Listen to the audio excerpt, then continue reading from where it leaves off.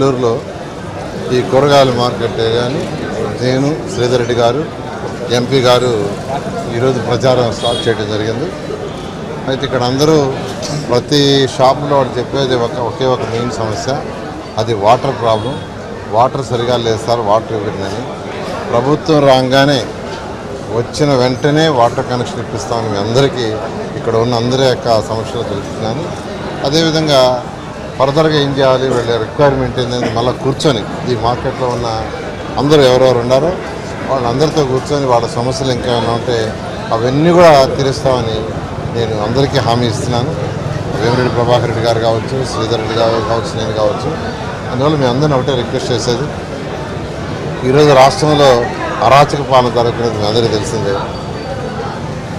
Development అనేది లేదు. వ్యాపారస్తులు సక్రమంగా వ్యాపారం చేసుకోవాలంటే డెవలప్మెంట్ ఉండాలి. డెవలప్మెంట్ ఉంటేనే వ్యాపారస్తులు సక్రమంగా వ్యాపారం చేసుకోగలరు. ఇన్ఫ్రాస్ట్రక్చర్ ఉండాలి. అంటే రోడ్లు, డ్రైన్స్, వాటర్, డ్రింకింగ్, ఎలక్ట్రిసిటీ ఇవన్నీ ప్రొవైడ్ చేస్తూ పోతే సిటీ డెవలప్ అవుతూ పోద్ది. సిటీ డెవలప్ అయిపోయిన కొద్ది పాపులేషన్ పెరుగుద్ది. పాపులేషన్ పెరిగే కొద్ది వ్యాపారాలు డెవలప్ అవుతాయి. ఎక్కువ వ్యాపార సంస్థలు వస్తాయి, ఎక్కువ మంది వస్తారు, వాళ్ళు కొనుక్కోవటం కానీ వాళ్ళ నిత్యావసరాలు కావచ్చు అన్నీ. కానీ అటువంటి పరిస్థితి ఈరోజు మన రాష్ట్రంలో లేదు. ఉన్నవాళ్ళు పక్క రాష్ట్రాలకు వెళ్ళిపోతున్నారు, తమిళనాడు, కర్ణాటక, తెలంగాణ. కారణం ఏంటంటే ప్రశాంత వాతావరణం లేదు ఒకటి. రెండోది, ఎప్పుడు ఏ షాప్కి వస్తారా, ఏ లైసెన్స్ క్యాన్సిల్ చేస్తారా, ఎవరు బిల్డింగ్ పగలు పెడతారని. ఖచ్చితంగా 2024లో తెలుగుదేశం ప్రభుత్వం వస్తుంది. అత్యధిక మెజార్టీ సీటుతో ఖచ్చితంగా నెల్లూరు సిటీని ఒక స్మార్ట్ సిటీగా డెవలప్ చేస్తాం. కేంద్రం నుంచి ఫండ్స్ వేమిరెడ్డి ప్రభాకర్ రెడ్డి గారు తీసుకొస్తారు. రాష్ట్రం నుంచి నేను శ్రీధర్ రెడ్డి గారు తీసుకొస్తాం. ఖచ్చితంగా నెల్లూరు నగరం ఏదైతే 54 డివిజన్లు ఉన్నాయో ఈ 54 డివిజన్ని ఒక మంచి స్మార్ట్ సిటీగా డెవలప్ చేస్తాం. మీ అమూల్యమైన ఓటుని ఎంపీగా వేమిరెడ్డి ప్రభాకర్ రెడ్డి గారికి, ఎమ్మెల్యేగా శ్రీధర్ రెడ్డి గారికి, ఎమ్మెల్యేగా నాకు వేసి గెలిపించాల్సింది కోరుతున్నాను. Thank you. రోజు ఏసీ మార్కెట్కి రావడం, ఇక్కడ హోల్సేలు, రీటైలు షాప్స్ అన్నీ కలిపి పెట్టున్నారు. హోల్సేలర్స్కి బయట ఎక్కడన్నా వస్తుంటే